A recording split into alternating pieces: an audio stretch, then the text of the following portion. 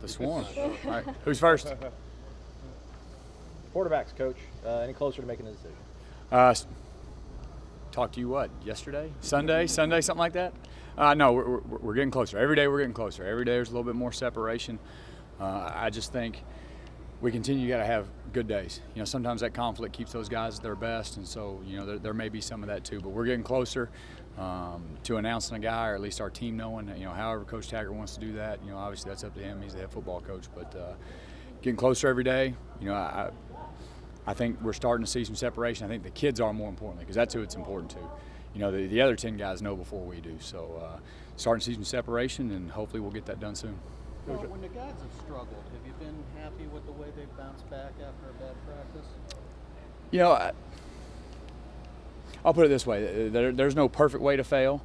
Every guy's a little bit different. I think just the most important thing is that people can fail forward. That they understand there's no way to mastery except failing a little bit less every day. And so I've been excited about those guys and how they've handled their bad days. Sometimes they do it well, but that's also a learning experience too.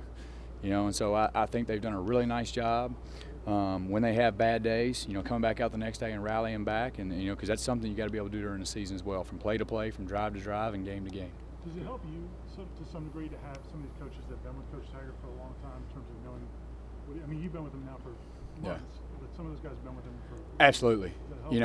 Just especially like when you're going to err on the side of something, are we going to choose this or choose this to get this rep a couple more times? Hey, Coach Pimp, what's he really going to want to call in this situation? I think that's where you're really lean.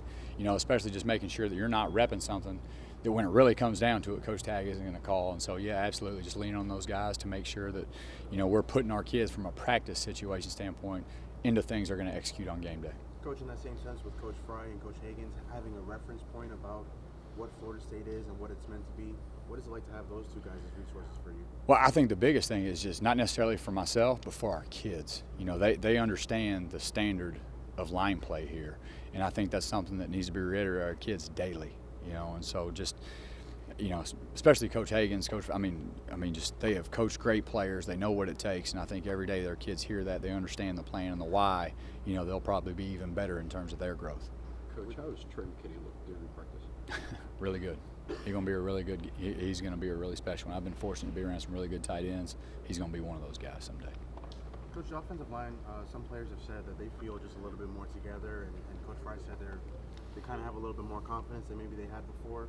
What are you seeing from that unit, and how good can they be this year for you guys? I think the biggest thing for our offensive line is just health and continuing to add to the continuity. They are much better than they were spring. You can tell that group really worked hard this summer to really improve, not only like from a technical standpoint, but from just an overall system knowledge standpoint, from seeing signals and getting lined up. Now it's just finding that best group of 5, who's 6, 7, 8, and 9, and moving forward so those guys can really solidify spots and get comfortable playing beside each other. How beneficial is it to have a guy like Alec Epperly, who's been a 3-year starter?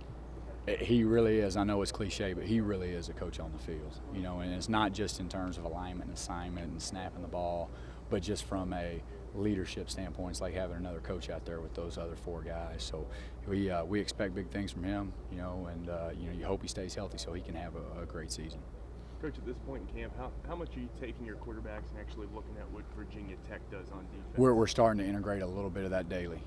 We've started adding, a period or two of practice, and then we'll start to, as we're watching what we do, kind of integrate, what they do and how it'll fit versus those guys as well. So just slowly but surely, every day just a little bit, and as obviously we get closer to game day, that'll increase. Those guys lost a lot of players on defense last season. Are you guys kind of just looking back at old VTech film, and I know Coach Tiger has experience going up against Coach Fuente.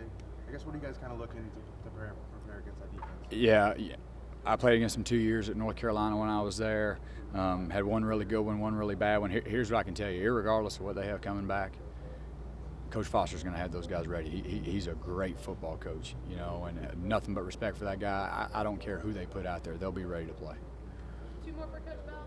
Landon's transition to tackle, have you been impressed or pleased by it? Yes, very pleased. And I think not only is he, I think that kind of helps him. He's been even better in some of the run game stuff, from out there on the edge, and he's improving in his pass sets every day, and just his acceptance. I mean, we put him out there, no questions to why, just went out there and got better every day, and hopefully again, you know, he's a guy that you'd love to see stay healthy, and so he can go be at his best. What about his game makes you believe that he could go out there and play tackle? I think number one, just from a technical standpoint, he's really disciplined. You know, he may not be the perfect, you know, at anything, you know, from whatever measurable, but he's incredibly disciplined, you know, and so that's going to mean discipline in his pass sets.